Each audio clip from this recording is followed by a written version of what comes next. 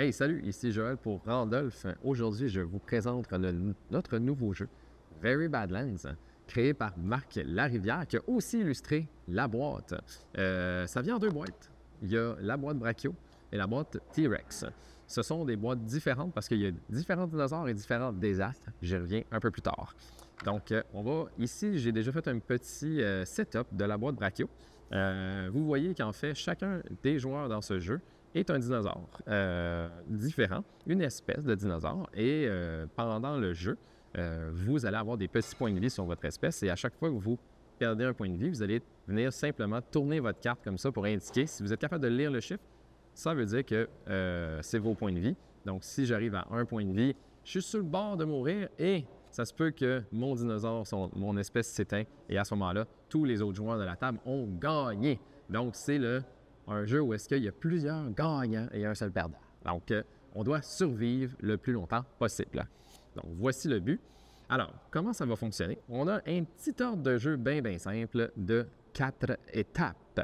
Alors, la première étape, ça va être de passer une carte désastre à tout le monde. OK? Ça, c'est notre enjeu parce que à la fin de la manche, le joueur qui va avoir la plus petite carte désastre, parce que les chiffres ici vont de 1 à 11, c'est ce joueur-là qui va perdre une vie. Donc, c'est pas important d'avoir la plus haute carte, c'est juste important de ne pas avoir la plus basse. D'accord?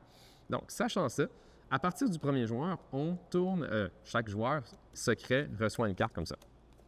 Et au milieu, on va tourner une carte qu'on appelle la rivière. OK? Et là, tout le monde est autorisé à regarder sa carte secrètement. Et à mon tour, là, je suis déjà rendu à la deuxième étape du tour qui est tour d'échange. Donc, dans l'étape tour d'échange, j'ai le choix d'échanger ma carte ou de la garder. Donc, mes trois choix sont ceux-ci. Soit je garde ma carte, soit je l'échange avec la carte du milieu, soit je l'échange avec le joueur à ma gauche, mais seulement le joueur à ma gauche. Donc, les autres, je ne suis pas autorisé d'échanger avec. Donc, si on regarde la métaphore, ça veut dire que j'ai un choix connu et j'ai un choix inconnu. OK? Mais moi, ma carte, je l'aime bien, fait que je vais la garder. OK? Tout le monde fait cette action-là et le dernier joueur, qui est à la droite donc du premier joueur, lui, bien, il n'y en a pas de joueur à sa gauche parce qu'on ne va pas échanger avec le premier joueur. Donc, son option, au lieu, c'est d'échanger avec le dessus du paquet. Ça va être ça, son joueur à sa gauche pour lui. OK?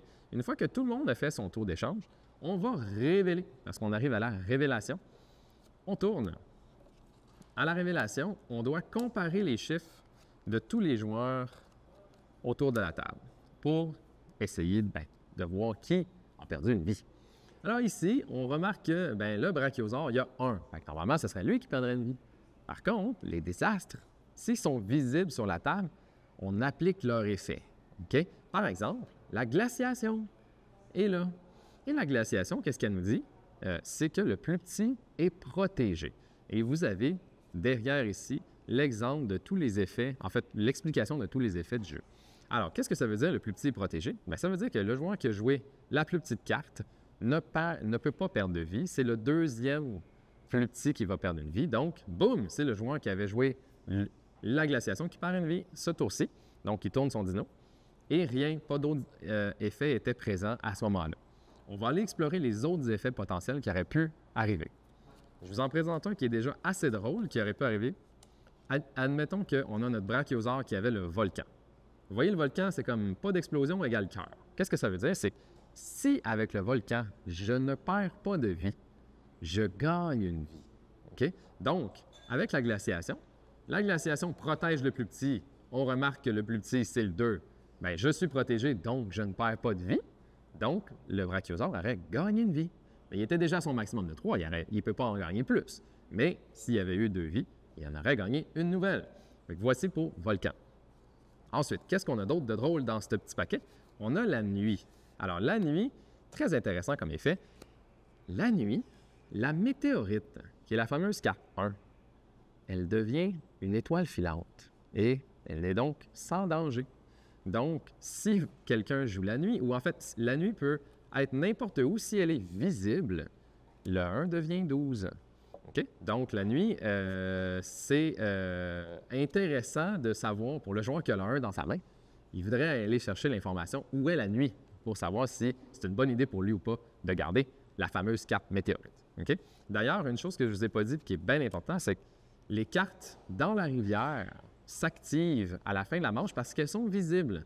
Donc, si c'était comme ça à la fin, c'est-à-dire que ce joueur-là a le séisme et la glaciation est au centre, ça s'active quand même. Et là, dans notre situation actuelle, là, la glaciation protège, mais en fait, non, tu vois, tu as la nuit. Donc, ça, c'est 12. Le plus petit, c'est le séisme à 8. Donc, lui, il est protégé. Et boum, ça serait moi avec le prédateur 10 qui perdrait une vie dans cet exemple-là. Donc, vous voyez que des fois, un petit changement de carte, ça change complètement la résolution finale. Il me reste 2 cartes à vous... Ah, 3 cartes à vous expliquer. Il y a la maladie qui est plutôt drôle. Vous voyez, c'est explosion par le haut. Et ça veut dire que le joueur avec la plus haute carte perd une vie.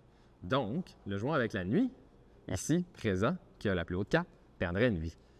Ça, c'est vrai que pour la boîte Brachio, parce qu'il y a des désastres différents dans chacune des boîtes. Donc, ça, c'est unique à cette boîte-là. Il faut vraiment être attentif à la nuit. Tandis que quand vous jouez avec la boîte T-Rex, il y a d'autres désastres qui vont provoquer d'autres problèmes. OK? Les 2 dernières choses que j'ai besoin de vous dire avant qu'on se quitte, ce sont les 2 effets qui s'activent dans la rivière. OK? On a l'inondation et la canicule. OK? Donc, je vous explique, c'est très simple. L'inondation, ce qu'elle nous dit, c'est que dès que l'inondation arrive dans la rivière, c'est un effet qui s'active seulement quand on la pose dans la rivière. Donc, l'inondation arrive dans la rivière, je vais tourner une autre carte dans la rivière. Donc, ce que ça crée, c'est que pendant la manche, on aura donc 2 cartes potentielles avec lesquelles on peut échanger.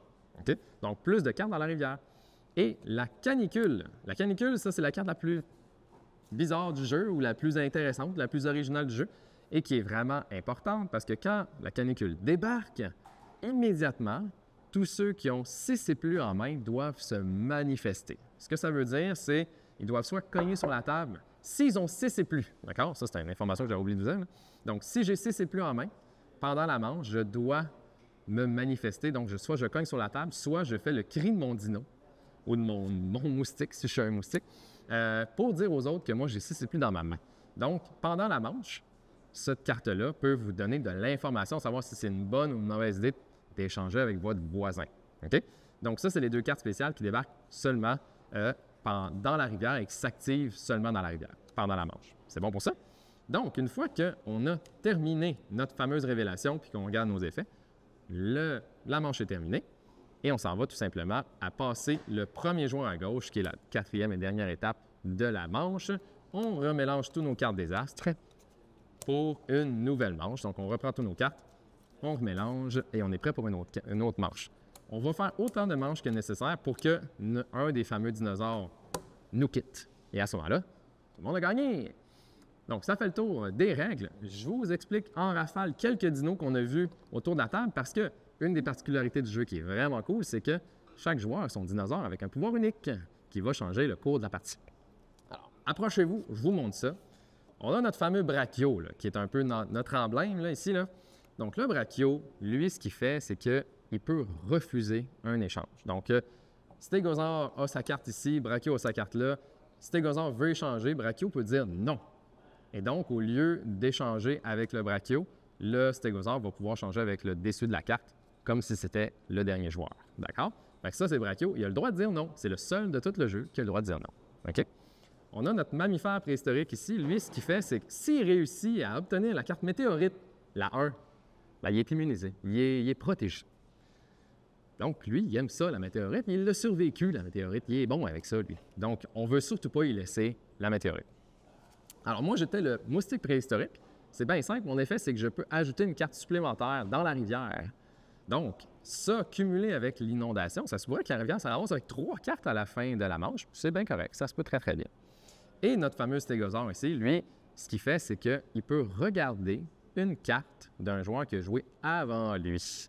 Fait que ça peut être bien pratique parce que dans ce jeu-là, la recherche d'informations est clé pour essayer de survivre. Okay? Le dilemme que vous avez, c'est justement un peu entre le risque et l'information. D'accord? Ça commence à faire le tour. On en a plein d'autres. En fait, il y a 12 dinos par boîte. Là, ici, c'est les dinos pour justement la première partie. On en a pour des parties un peu plus avancées. Et nécessairement, si vous prenez l'autre boîte, là, vous avez 12 autres dinos à découvrir et des nouveaux désastres à découvrir également. Et bien sûr qu'on peut les combiner Et là, quand on les combine, on fait un gros paquet de désastres avec les deux types, les désastres des deux boîtes, et on fait un gros paquet de dinosaures. On mélange tout.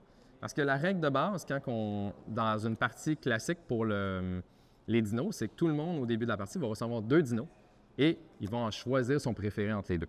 OK? Si on joue la partie d'introduction, on va demander aux joueurs d'aller chercher les dinos qui ont la petite patte plus foncée.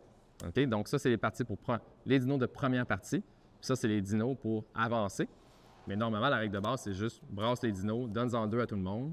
Et là, je regarde mes dinos, je choisis mon préféré, puis c'est celui que je vais jouer pour toute la partie. OK? Bien là, ça commence à faire le tour. J'ai pas mal tout expliqué. Fait qu'on se reparle dans une prochaine vidéo. OK, bye!